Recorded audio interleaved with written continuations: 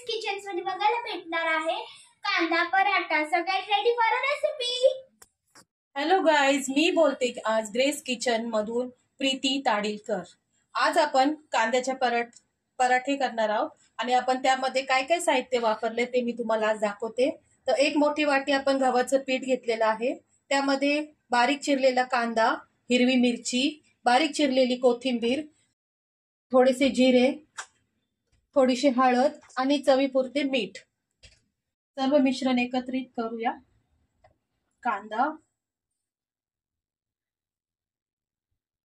कोथिंबीर, मिरची आणि नंतर कोथिंबीर,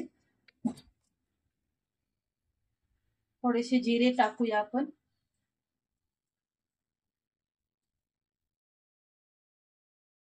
थोडीशी हळद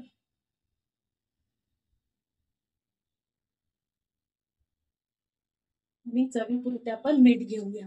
पण मीठ टाकूया. सो हे गाईज, आता आपण हे पीठ मळून घेतलेलं आहे आणि ह्याला मी तेलाचा हात थोडं लावलेला आहे आणि आता आपण हे थोडं 5 ते 10 मिनिट रेस्टवर ठेवूया आणि मग ह्याचे पराठे आपण तयार करून घेऊया. चला, आता आपलं पीठ छान रेस्ट करून झालेलं आहे 10-15 मिनिटं. आता आपण त्याचे पराठे बनवून घेऊया. गाईज, आता आपण पराठा तयार करून घेऊया, लाटून घेऊया आणि तुम्हाला जशी साईज पाहिजे पराठ्याची त्याप्रमाणे तुम्ही गोळा तयार करून घ्या.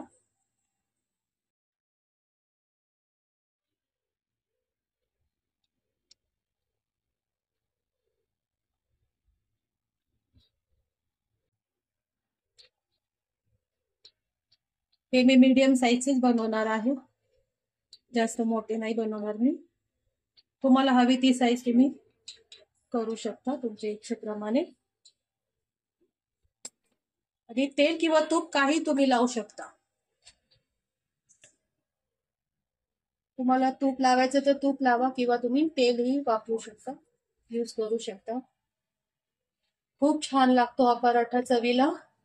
आणि मुलांच्या टिफिनसाठी सकाळच्या आपली घाई गडबड लेडीजची जी घाई असते सकाळची, त्यासाठी एकदम बेस्ट आहे हे ऑप्शन कांदा पराठा.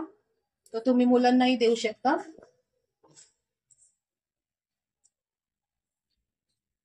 थोडा सॉस आणि पराठा खूप छान लागतो गाई.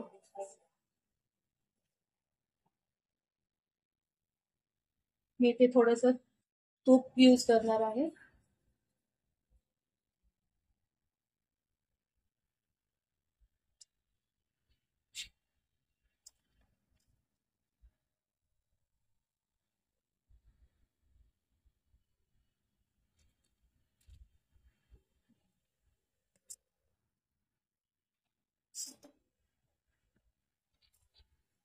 एकदम छान चवीला आहे आणि मस्त नाश्त्यासाठी बेस्ट ऑप्शन आहे हे कांद्याचा पराठा.